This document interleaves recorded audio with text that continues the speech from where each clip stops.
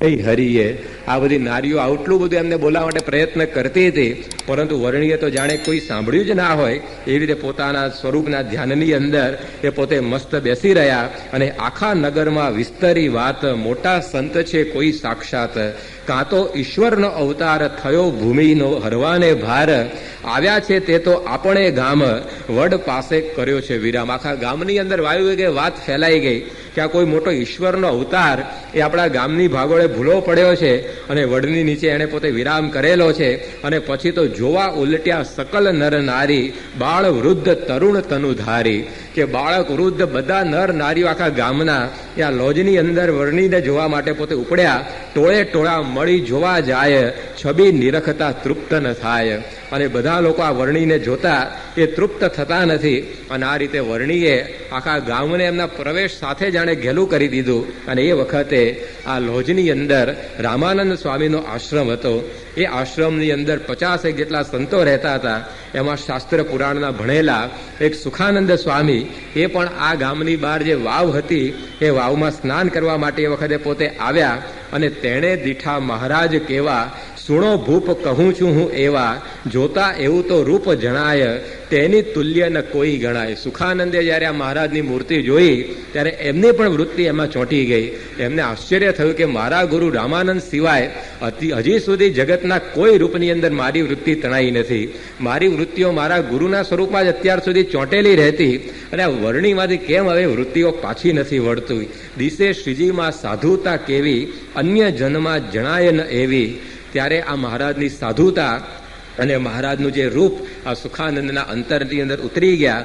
અને એ સુખાનંદ પણ પોતે ત્યાં આગળ સ્થિર થઈ ગયા. એ સુખાનંદને કેવી વર્ણિની મોહકતા લાગી એનું વર્ણન કરતા લખે છે કે માથે મંજુલ ચીકણા ચળકતા, ભૂરા ભલા કેશ છે, તેજસ્વી સુવિશાળ ભાલ વિલસે, નેત્રો બહુ બેશ છે, નાસાગ્રે ધરી દ્રષ્ટિ તે નવ ચડે, નાસા દિશે નિર્મળી, શોભે છે મુખ ચંદ્ર બિંબ સરખું, તે મંદ હાસ્ય મળી.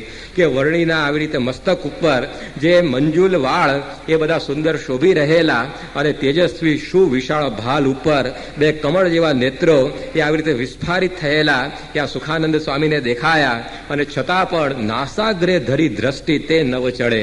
આટલા બધા લોકો એમને જોવા માટે ભેગા થયા છે, પણ એમની જે દ્રષ્ટિ એમની નાસિકા આગળથી ખસતી નથી. નાસાગ્ર વૃત્તિ રાખીને વર્ણી બેઠા છે.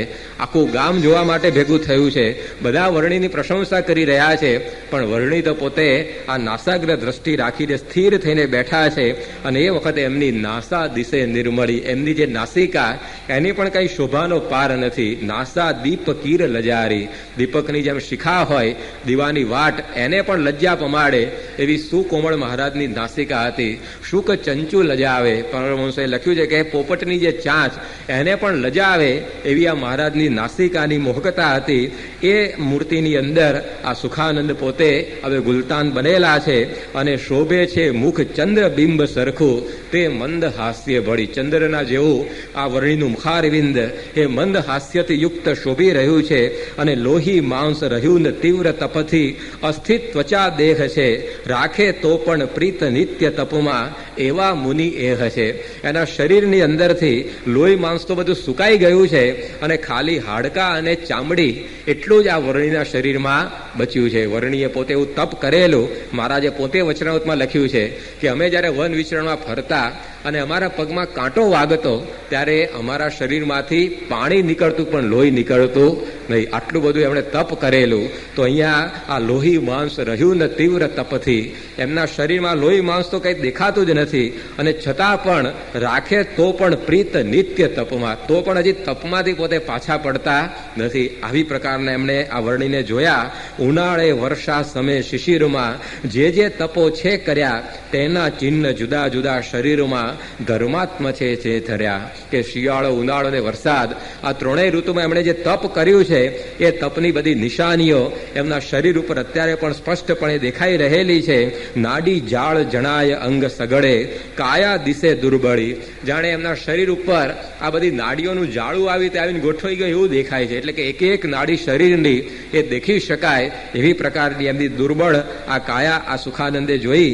અને જીત્યા ઇન્દ્રિય નિર્વિકાર મન છે તૃષ્ણા ગઈ છે ટળી, ઓપે આપ અતર્ક ઈશ્વરપણું, જેમાં દિશે છે ઘણું, ધારેલું મૃગ ચર્મ દંડ કર્મા, શી તેની શોભા ભણું. કે આવા વર્ણી કે જેની નાડીઓ દેખાય છે, લોહીમાં જેના શરીરમાંથી સુકાઈ ગયું છે, છતાં પણ એનું મન એટલું બધું નિર્વિકાર છે કે એની પાસે જતા પણ આપણી તૃષ્ણાઓ બધી ટળી જાય. અને આવા વર્ણીએ પોતાના શરીર ઉપર એક મૃગ ચર્મ ધારણ કર્યું છે, પોતાના કરની અંદર હાથમાં એક દંડ ધારણ કર્યો છે, અને કંઠી માળ કમંડળું વળી ધર્યો સચ્છાસ્ત્રનો ગુટકો, શાલક ગ્રામ તથા સુપાત્ર જમવા, પાસે ન પૈસો ટકો, પાણી ગાળણ વસ્ત્ર કૌપીર તથા બીજું બહિર્વાસ છે, કુવેથી જળ કાઢવા સૂતરની દોરી હરિપાસ છે. આટલું જ વર્ણી પાસે છે. એક મૃગ ચર્મ છે, ગળામાં કંઠી શોભે છે, એક માળા એમની પાસે છે, કમંડળું એમની બાજુમાં પડ્યું છે, સર્વશાસ્ત્રના સાર સમય ગુટકો છે, શાલિગ્રામ જે ભગવાનની મૂર્તિ એમણે રાખેલી છે, અને સુપાત્ર જમવા પાસે ન પૈસો ટકો, કે પોતાની પાસે એક પૈસો જમવા માટે કે એમણે ભેગો કરી રાખ્યો નથી. પાણી ગાળણ વસ્ત્ર, એક પાણી ગાળવાનું ઘરણું એમણે રાખેલું છે, પોતાના શરીર ઉપર એક કૌપીને એમણે ધારણ કરી છે. અને આવા નીલકંઠ વર્ણી આ સુખાનંદની નજરે ચડ્યા, અને સુખાનંદ પણ એ મૂર્તિની અંદર મોહ પામી ગયા. અને એ સુખાનંદ જ્યારે ગામની વસ્તી બધી વિખરાઈ ત્યારે આ વર્ણીની પાસે પોતે આવ્યા અને વર્ણીની સ્તુતિ એમણે કરી. કારણ કે એને આશ્ચર્ય એ લાગ્યું કે મારા ગુરુમાંથી પણ વૃત્તિ જે છૂટે નહીં ક્યારે, એ આજે આ વર્ણીના સ્વરૂપમાંથી કેમ પાછી હટતી નથી. આ બહુ ચમત્કારી હોવા જોઈએ. અને આવી સાધુતા જોઈ અને એ પોતે હવે આકર્ષાયેલા છે. અને એ વર્ણીની પાસે આવ્યા અને વર્ણીને પોતે પૂછે છે, કહો તપસ્વી નિજ સત્ય વાત, ક્યાં જન્મ ધાર્યો કુણ માત તાત.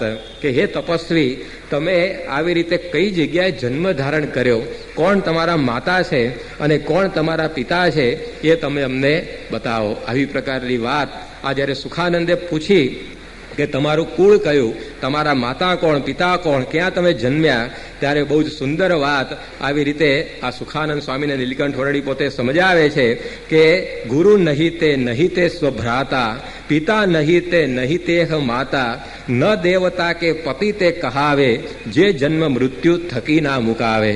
વર્ણી કહે છે કે હું એને માતા કે પિતા માનતો જ નથી, કે જે માતા પિતા પોતાના પુત્રને આ જન્મ મૃત્યુના ભય થકી મુકાવે નહીં. એ ગુરુ પણ એ હું ગુરુ તરીકે માનતો નથી કે જે પોતાના શિષ્યને આ જન્મ મૃત્યુના ભય થકી મુકાવે નહીં. એ ભાઈને પણ હું ભાઈ નથી માનતો કે જે પોતાના જ આ ભાઈને આ જન્મ મૃત્યુ થકી મુકાવે નહીં. એ દેવતા કે પતિને પણ આ દેવતા કે પતિ કહેવાય નહીં કે જે આવી રીતે પોતાની પાસે આવનારાને જન્મ મૃત્યુના ભયથી મુકાવે નહીં.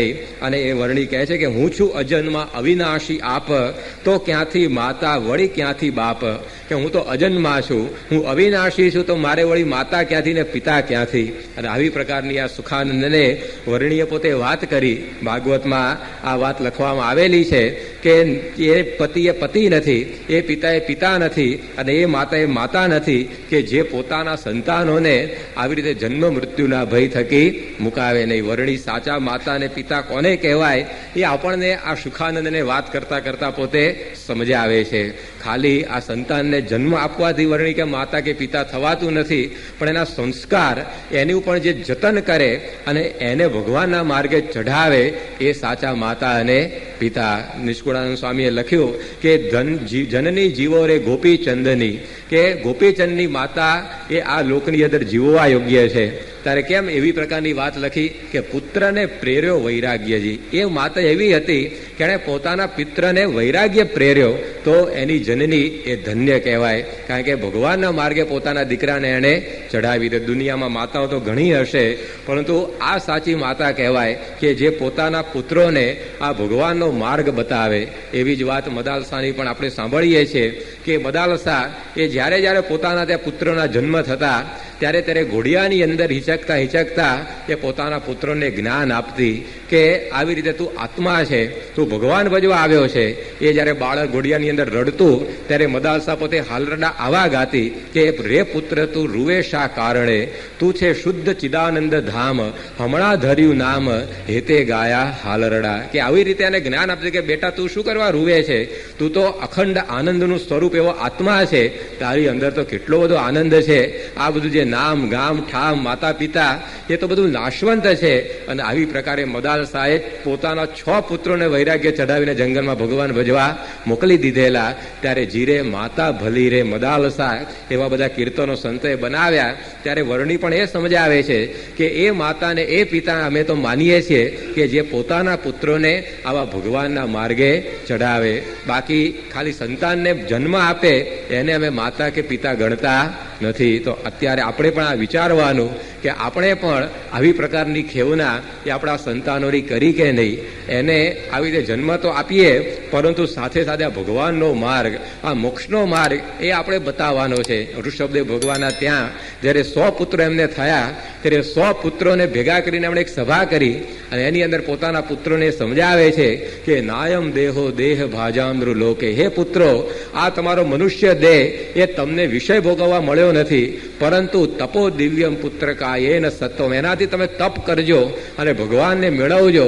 તેન બ્રહ્મ સૌખ્યમ ત્વનંતમ, એનાથી તમને અનંત સુખની પ્રાપ્તિ થશે. તો આ ઋષભદેવે પહેલા પોતાના પુત્રોને આ શિખામણ આપી. સભા ભરીને એવું કહ્યું ને કે દીકરાઓ 2 ફેક્ટરી ખોલી દેજો પહેલા, એટલે કોઈ વાંધો આવશે નહીં. અથવા તો હીરા ઘસવા પહોંચી જજો, જો ભણવા મેળ ના પડે તો કોઈ વાંધો આવશે નહીં. એવી કોઈ વાત ના કરી. પહેલા આ વાત ગળથુથીમાં આપી કે તમારો આ જન્મ એ ભગવાન ભજવા માટે તમને મળ્યો છે. સાચા માતા પિતા આ કહેવાય કે પુત્રને ગળથુથીમાં આ સંસ્કારો આપે. તો એ પ્રકારની વાત આ વર્ણી આપણને સમજાવે છે. આજે દુનિયાની અંદર ઘણીવાર આપણે વાતો એવી સાંભળીએ છીએ કે ભાઈ પહેલા તો આમ રામ ને લક્ષ્મણ જેવા પુત્રો હતા, નચિકેતા ને કચ્છ જેવા પુત્રો હતા, શ્રવણ ને પ્રહલાદ જેવા પુત્રો હતા. અત્યારે તો બધા છોકરાઓ બગડી જ ગયા છે, કોઈમાં કઈ ઠેકાણું રહ્યું નથી. પરંતુ આ જે પ્રશ્ન પૂછીએ છીએ એના પહેલા એ પ્રશ્ન પૂછવો છે કે પહેલા ધ્રુવ પ્રહલાદ અથવા તો કચ્છ નચિકેતા અથવા તો રામ લક્ષ્મણ જેવા પુત્રો કેમ થતા? તો પહેલા ઋષભદેવ જેવા બાપ હતા ને એટલે આ ભરતજી જેવો પુત્ર થતો. પહેલા આવી પ્રકારે આ મદાલસા અને મેનાવતી જેવી માતાઓ હતી એટલે આવી તેમની કુખે આ ગોપીચંદે આવા બધા એ પુત્રો તૈયાર થતા. અત્યારે ઋષભદેવ જેવો કોઈ બાપ છે તે ભાઈ ભરત જેવો દીકરો તૈયાર થાય?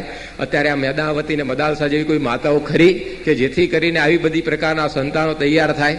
આજે કૌશલ્યા જેવી કોઈ માતા ખરી કે જેથી રામ જેવો તૈયાર થાય? તો આવી પ્રકારે એ વિચારવાનું આ મોટી પેઢી એ છે કે આપણે પોતે કેટલા જાગૃત છીએ બાળકોને સંસ્કાર આપવાની અંદર. સ્વામીશ્રી પોતે ઘણીવાર કહે છે કે આપણે ભલે સંતાનોને બધો જ વારસો આપીએ, મિલકત ગાડીઓ આ તે બંગલા બધું એના નામે કરીને જવાના છીએ, પરંતુ સાથે સાથે આવો જો વારસો આધ્યાત્મિકતાનો કે સંસ્કારનો નહીં આપ્યો હોય તો સ્વામી એક બહુ એમનું પ્રસિદ્ધ વાક્ય બોલે છે કે જો તમે સંતાનોને સંસ્કાર નહીં આપો તો તમારે સંપત્તિ અને સંતતિ એ બંને ગુમાવવાનો વારો આવશે. સંપત્તિ એ જતી રહેવાની, સંતતિ એ જતી રહેવાની. એનું ઉત્તમ દ્રષ્ટાંત એ આપણને દેખાય છે મહાભારત.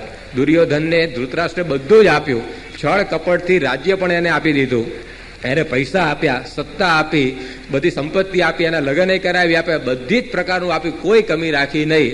પરંતુ એક વસ્તુ આપવાનું એ ચૂકી ગયો, કૌરવ કુળ આખું પોતે સાફ થઈ ગયું. એ શું નહોતું આપ્યું? સંસ્કાર નહોતા આપ્યા. તો આપણે આવી રીતે આ વિચારવાનું કે આપણે ભલે બધું જ આપીએ પરંતુ આ પણ આપણે એ આપવું પડશે એને, તો પછી એ સંતાનો આપણને જ ઉપયોગી થશે. તમારા ઘરના આંગણાની અંદર તમે એક ઝાડને ઉછેરો, તે ઝાડનો સૌથી પહેલો છાંયો કોને પ્રાપ્ત થવાનો?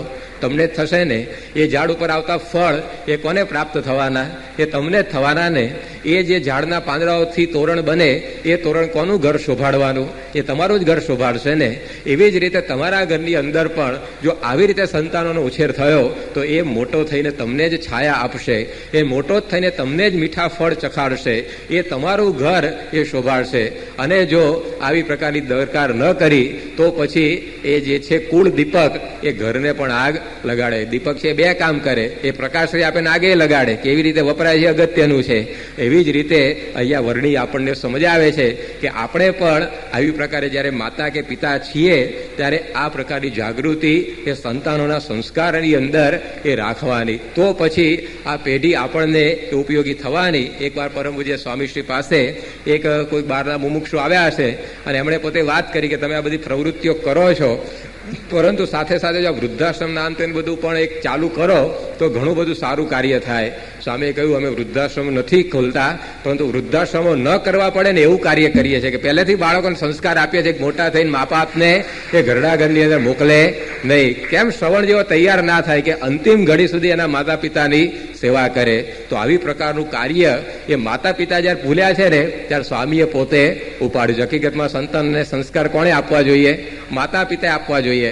પણ અત્યારે માતા પિતાઓ બધા એ મોટે ભાગે આ ફરજ ભૂલી ગયા છે. કોઈક જાગૃત હશે, પણ મોટા ભાગનો માતા પિતાનો વર્ગ આ ફરજ ભૂલ્યો છે. ત્યારે સ્વામીએ પોતે આ વિશ્વજનનીનું બિરુદ એ આવી રીતે નિભાવ્યું છે. એ પોતે કેટલા બધા સંતાનોની માતા બનીને આજે અનેકને આ સંસ્કારની શિક્ષા અને દીક્ષા આપી રહ્યા છે. દેશ પ્રદેશની અંદર આજે 2 થી 3 હજાર જેટલા બાળ મંડળો ચાલે છે.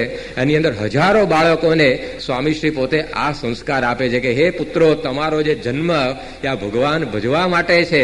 ત્યારે આ પ્રકારનું આ વર્ણી આપણને પણ સમજાવે છે કે આપણે પણ એવા જાગૃત થવાનું. આજે રક્ષાબંધન છે, આપણે આપણા બાળકની રક્ષા માટે કેટલા પ્રયત્નો કરીએ છીએ.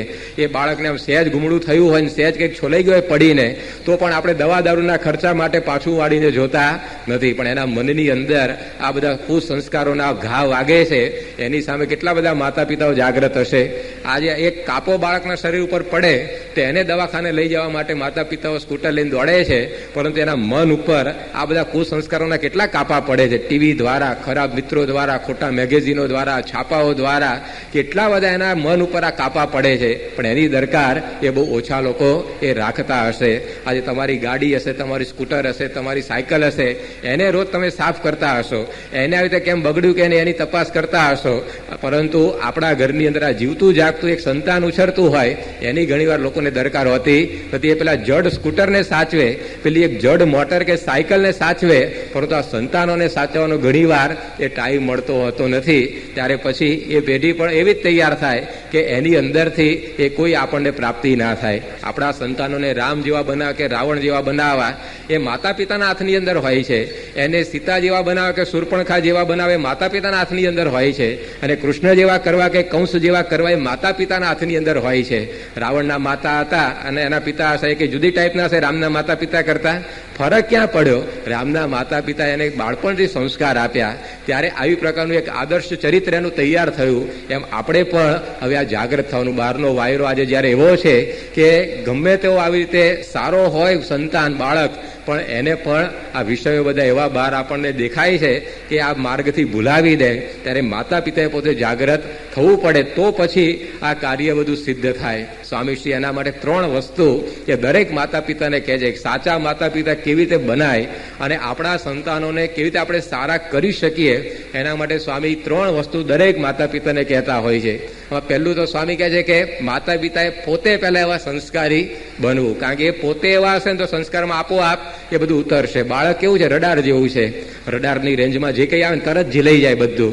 એમ બાળકનું મન પણ રડાર જેવું હોય છે. એ જે કંઈ માતા પિતાનું વર્તન જુએ ને એ તરત પોતે શીખી લેતું હોય છે, તરત પોતે ગ્રહણ કરી લે. એમ માતા પિતા જો પોતે આવી રીતે વ્યવસ્થિત વર્તે તો બાળક પણ એવું જ શીખે. અને એ જો અવ્યવસ્થિત વર્તે તો એ બાળકો પણ એવા જ એ પોતે થાય. એકવાર એક છોકરાને સ્કૂલની અંદર શિક્ષકે પ્રશ્ન પૂછ્યો. 60 જણનો વર્ગ હતો. એમાં શિક્ષકે પૂછ્યું કે આમાંથી કયો છોકરો જે પોતાના પિતાનું અધૂરું કામ પૂરું કરે છે? એટલે 60 માંથી ખાલી એક જ જણે આંગળી ઊંચી કરી. પણ શિક્ષકે થયું કે ઓહો, કે કળિયુગ વ્યાપ્યો છે, પણ એક શ્રવણ જેવો નીકળ્યો ખરો કે 60 માંથી એક જણ તો એવો છે કે જે પોતાના માતા પિતાનું અધૂરું કામ પૂરું કરે છે. પછી એણે રાજી થઈને પૂછ્યું કે દીકરા, તું તારા બાપનું કયું અધૂરું કામ પૂરું કરે છે? ત્યારે પેલા છોકરાએ કહ્યું કે મારો બાપ છે ને અડધી બીડી પીને ફેંકી દે, હું પૂરી કરી કાઢું છું. કે આવી પ્રકારની પેઢી તૈયાર થઈ. તે હવે બાપ પોતે બીડી પીતો હોય તો છોકરો મોટો થઈને દારૂ પીતો થાય. એ વધતો, કારણ કે બાપ કરતા હવાયું થવું પડે ને પાછું એને. એટલે માતા પિતા જો સંસ્કારી હોય તો પછી બાળક પણ પોતે એવા બને. એટલે જ લખ્યું છે ગ્રંથોની અંદર કે માતા યસ્ય પતિવ્રતા પિતા યશ્ચ શુચિવ્રતા ઉભાભ્યમ યશ્ચ સંભૂત તસ્યનો ચલતે મનઃ. કે જેની માતા પતિવ્રતા હોય અને જેનો પિતાઓ પવિત્ર હોય એવી જે સંતતિ એ પણ પોતે એવી બને. તો સ્વામી કહે છે કે આપણે પોતે એવા પહેલા તૈયાર થવાનું. આપણું જો જીવન વ્યસનથી ભરપૂર હોય તો પછી બાળકો પણ એ પોતે શીખે. આપણે જો ગુટકા ખાતા હોઈએ તો બાળક પોતે એ પડીકી લાવવાનો જ ઘરની અંદર. આપણે જો ઘરમાં બેઠા બેઠા મિલ ચાલુ કરીએ, સિગરેટ કે બીડી હળગાવીએ, તે પોતે પણ બાળક આગળ જતા શીખવાનો જ. આપણે જો આવી રીતે અપશબ્દોની આપણે કરીએ ઘરોની અંદર, તે બાળક પણ પોતે બધું શીખવાનો. તો માતા પિતા પોતે જેટલા જાગૃત હોય પોતાના જીવનની જ્ઞાનની અંદર એટલું એ પોતે એ શીખતો હોય છે. ઘણીવાર સંતો રમૂજમાં દ્રષ્ટાંત આપે છે કે ગામની અંદર એક ડોહો રહેતો હતો, એના દીકરા હતા, એની પત્ની હતી, દીકરાને ત્યાં 2 દીકરા થયેલા, અને આવું બધું કુટુંબ કિલ્લોલ કરતું ચાલતું હતું. એની અંદર આ ડોસો તો હવે વૃદ્ધ થયો એટલે એની તો કોઈ દરકાર રાખતું જ નહીં ઘરની અંદર. જે મુક્તાન સ્વામીએ લખ્યું ને કે જૈસે બુઢે બેલ કો ખેડૂ ન દેવત ખાન, એસે હી મુકુંદ કહે વૃદ્ધ કો સભી કરત અપમાન. કે બુઢો વૃદ્ધ આવી રીતે બળદ થાય એટલે પછી ખેડૂત કે એની બહુ દરકાર કરે નહીં. જ્યાં સુધી ખેડે હોય ત્યાં સુધી એને થાબડે ખારું ખાણ દાણ ખવડાવે, પણ બુઢો થયો એટલે ગમાર પેલા વખારની અંદર નાખી રાખ્યો હોય. એમ માણસ પણ વૃદ્ધ થાય ત્યારે એની પણ આવી દશા આવી રીતે મોટે ભાગે થતી હોય છે. એટલે ડોસાને એક ખૂણામાં ખાટલો ઢાળી નાખેલો એના દીકરાએ, અને એને બેલ આપેલો કે જ્યારે એને ભૂખ લાગે કંઈ કામ હોય ને ત્યારે પેલો ઘંટ વગાડે એટલે ગામમાં કંઈ અરે ઘરમાં કોઈક નવરું હોય તો પૂછે ડોહાને કે શું કામ છે, જો આપવા જેવું કંઈક લાગે તો આપે. અને આ રીતે ડોસો બિચારો દુઃખમાં દિવસો પસાર કરતો હતો, અને એમાં ડોસો મરી ગયો. અને ડોસો મરી ગયો, એની અગ્નિ સંસ્કાર વિધિ આ તે બધું પતી ગયું. પછી એના ખાટલાની નીચે એક પટારો રાખેલો એણે. હવે પટારો બધો ખોલ્યો દીકરાએ કે ભાઈ આમાં શું છે વસ્તુઓ, પણ એમાં કંઈ નીકળ્યું નહીં. પરંતુ બધી વસ્તુ આવી રીતે આ ડોસાની ફંફોસી, પણ જે પેલો રોજ પેલો ઘંટ વગાડતો હતો ને ડોસો, એ મળે નહીં. એટલે દીકરાને થયું કે આ ઘંટ કોણ લઈ ગયું હશે, કારણ કે ઘરમાં તો કોઈ બીજું આવ્યું નથી, અને આ ડોસો રોજ પેલો વગાડતો હતો બેલ, એ ગયો ક્યાં? આખા ઘરમાં તપાસ કરી પણ એ મળ્યો નહીં. એટલે પોતાના 2 નાના છોકરાઓ હતા એને પૂછ્યું કે તમે દાદાજી પેલો બેલ વગાડતા હતા એ જોયો? છોકરા કે હા કે જોયો છે. કે ક્યાં રાખ્યો છે બતાવો કે મને. કે તો અમે સંતાડીને મૂકી રાખ્યો છે. કે કેમ? કે તમે ગયડા થતા તમને વગાડવા નહીં આપવો પડે કે અમારે? તે આવી રીતે એને આવી વાત કરી. તો આપણે જેવું વર્તન રાખીએ ઘરની અંદર તો છોકરાઓ પણ એવું જ શીખતા હોય છે. એટલે સ્વામી કહે છે કે પહેલા માતા પિતાએ પોતે સંસ્કારી બનવું પડે. બીજી વાત સ્વામી કહે છે કે ઘરની અંદર ઘર સભા એ અવશ્ય જો આપણે કરીએ ને તો એ બાળકની અંદર એ બધા સંસ્કારો આવશે. આ પ્રહલાદ પોતે અસુર કુળમાં જન્મેલો, હિરણ્યકશિપુ એનો બાપ, એ તો અસુરોનો સરદાર. હવે એની અંદર આ પ્રહલાદનો જન્મ થાય કેમનો? અસુર કુળની આમ હેરાર્કી જુઓ તો એની અંદર એવો જ થવો જોઈએ, પરંતુ આ આવ્યો કેમનો? એનું કારણ એટલું જ હતું કે એ જે માતા એની એ નારદજીના આશ્રમની અંદર મોટી થતી હતી. જ્યારે ઇન્દ્ર પોતે ઉપાડી જવા આવ્યો પ્રહલાદની માતા કયાધુને, ત્યારે નારદજીએ કહ્યું તું આને લઈ ના જઈશ? અબળાને આવી રીતે જ્યારે ધણી વગરની હોય ત્યારે ઉપાડી ના જવાય. ત્યારે કે પણ આનો જે છોકરો થવાનો છે ને એમને મારશે કે એના બાપ કરતા એ તો મોટો જ થવાનો ને આવી રીતે અસુર. ત્યારે નારદજીએ કહ્યું કે એ ચિંતા નહીં કરતા, એ તમને નહીં મારે. અને એમ કરીને પોતાના આશ્રમમાં નારદજી એને લઈ ગયા. અને ત્યાં આગળ આ કયાધુ નિત્ય પોતે આ કથા વાર્તા સાંભળતી નારદજીની, અને એના સંસ્કારો પ્રહલાદના ગર્ભની અંદર પડ્યા. પ્રહલાદ પોતે ગર્ભમાં હતા છતાં પણ એ સંસ્કારો પડ્યા.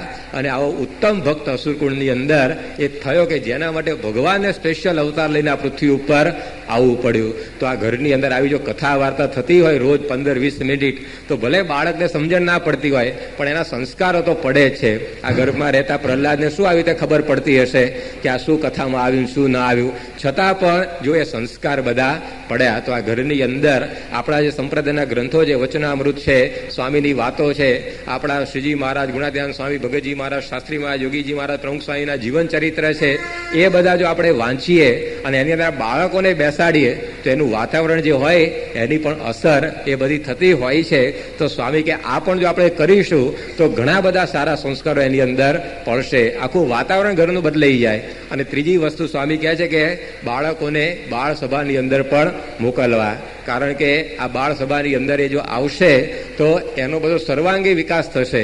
બાળક સભાની અંદર ખાલી એને ભજન કરાવવામાં નથી આવતું, એનું શિક્ષણ, સ્વાસ્થ્ય અને સંસ્કાર આ ત્રણેયની તકેદારી સંતો પોતે રાખતા હોય છે. સર્વાંગી વિકાસ થાય. આજે તમારા શરીરમાં ખાલી એકલું નાક જ વધે અને હાથ પગને કાંઈ વધે જ નહીં તો કેવું બેડોળ લાગે ને. આ તો ખાલી એક આમ જમણો હાથ જ વધ્યા કરે, બીજું કાંઈ વધે નહીં તો કેવો કદરૂપો માણસ લાગે. એમ બાળક પોતે સારામાં સારું ભણે, એની સાથે સાથે એ સારામાં સારું સ્વાસ્થ્ય પણ મેળવે એ પણ અગત્યનું છે, અને સારા સંસ્કાર મેળવે એ અગત્યનું છે. તો આ ત્રણેય વસ્તુ બાળ સભાની અંદર થાય છે. તો એ આવી રીતે આપણે જો મોકલતા રહીએ એને દર અઠવાડિયે એકવાર, તો ઘણું બધું એ બાળક એ પોતે પામતો હોય છે. તો આ વર્ણી આપણને આ સમજાવે છે કે આવા માતા પિતા એને જે કે અમે સાચા માતા પિતા માનીએ છીએ. ગુરુર ન સસ્યાત જનની ન સાસ્યાત જનકો ન સસ્યાત દૈવમ ન તત્સ્યાત. વર્ણી પોતે કહે છે કે એ માતા કે પિતા એ માતા પિતા જ નથી કે જે આ જન્મ મૃત્યુથી પોતાના પુત્રને મુકાવે નહીં, કહેતા કે ભગવાનના માર્ગે ન ચડાવે. અને આવી બધી જ્યારે વાતો કરી ત્યારે સુખાનંદને થયું કે આ વર્ણી દેખાય છે ઉંમરમાં નાના પરંતુ બહુ જ મોટા લાગે છે, કારણ કે આ શાસ્ત્ર માત્રના સાર સમી બધી વાતો એમના મુખથી આજે આપણને સાંભળવા મળી રહી છે. ત્યારે આવી પ્રકારે આ જ્યારે વર્ણીએ બધી વાતો કરી ત્યારે સુખાનંદને હવે કોડ જાગ્યા પોતાના આશ્રમમાં લઈ જવાના, કે આ વર્ણી પોતે આવી પ્રકારના વિદ્વાન છે, આવા તપસ્વી છે, આવી સાધુતા છે, તો આ વર્ણીને આપણે આપણા આશ્રમની અંદર લઈ જઈએ તો મુક્તાનંદ સ્વામી જે આપણા મુખ્ય સંત છે એ પણ રાજી થશે. અને જ્યારે રામાનંદ સ્વામી મળશે ત્યારે રામાનંદ સ્વામી પણ આ વર્ણીના દર્શનથી રાજી થઈ જશે. અને જાણે એક અમૂલ્ય રત્ન ત્યાં પોતાને પ્રાપ્ત થયું હોય અને એને પોતાના હાથમાંથી જેમ માણસ જવા ના દે એમ સુખાનંદ પણ હવે નીલકંઠ વર્ણીને વિનંતી કરે છે કે તમે મારા આશ્રમની અંદર પધારો. અને એ વખતે વર્ણી અને સુખાનંદ વચ્ચે શું સંવાદ થાય છે અને કેવી રીતે વર્ણી પોતે લોજના આશ્રમની અંદર પધારે છે અને પોતાના વન વિચરણની પૂર્ણાહુતિ એ આશ્રમની અંદર કરે છે, એની વાતો આપણે કાલે જોઈશું. સાથે સાથે શા માટે વર્ણી પોતે આશ્રમની અંદર રોકાયા એને પણ આપણે જોઈશું, કારણ કે વર્ણીને રાજ દરબારો આવી રીતે રહેવા માટે મળ્યા છતાં પણ નીલકંઠ વર્ણી પોતે રાજ્યમાં લોભાયા નહીં. લાખ લાખ રૂપિયાની આવકવાળા મઠ મળ્યા, એની મહંતાઈ મળી, પણ વર્ણી ત્યાં મહંતાઈ કરવા પણ રોકાયા નહીં. બુટોલ નગર, નેપાળ, પંજાબ, વંશીપુરના રાજાઓ આખું રાજ્ય એમને આપવા તૈયાર થયા, વર્ણી ત્યાં પણ રોકાયા નહીં. મોટી મોટી નદીઓ એમને રોકવા માટે વચ્ચે આડી આવી, વર્ણી ત્યાં પણ રોકાયા નહીં. હિમાલય જેવા પર્વતો એમને આડા આવ્યા, વર્ણી ત્યાં પણ રોકાય નહીં. એના માથે પગ મૂકીને આગળ ગયા તો નદી પર્વતોથી જે વર્ણી રોકાયા નહીં, એ વર્ણી આ લોજમાં એવું શું જોયું કે જે પોતે ત્યાં આગળ રોકાઈ ગયા, એ વાત આપણે આવતીકાલે કરીશું. જે વર્ણી પોતે આવી ગંગા યમુના ભરપૂર પાણીવાળી નદીઓથી પાછા પડ્યા નહીં, એ વર્ણીના પગ એ કેમ અહીંયા અટકી ગયા લોજના આશ્રમની અંદર, એ કથા એ આપણે આવતીકાલે સમજીશું. જે વર્ણીને આવી રાજ્ય સમૃદ્ધિઓ અને આવી સંપત્તિઓ બાંધી ના શકી એ વર્ણીને અહીંયા કોણ બાંધી ગયું, એની જે કથા એ હવે આગળ આવી રહેલી છે એ આપણે આવતીકાલે જોઈશું. જે વર્ણી આવા ઘોર વનોની અંદર જતા પણ પાછા પડ્યા નહીં, એ વર્ણીનું વિચરણ, એમના જે ચરણ એ કેમ આ લોજની અંદર અટકી ગયા છે, શું એવું લોજની અંદર એમણે જોયું કે જેને લીધે આવા વર્ણીએ પોતે અહીંયા રોકાઈ ગયા, એનો જે રસપ્રદ અધ્યાય હવે આ વર્ણીના વન વિચરણની પૂર્ણાહુતિ રૂપે આવી રહેલો છે એની વિશેષ વાતો એ આપણે આવતીકાલે આગળ વધારીશું. સહજાનંદ સ્વામી મહારાજની જય. સ્વામી નારાયણ નારાયણ નારાયણ.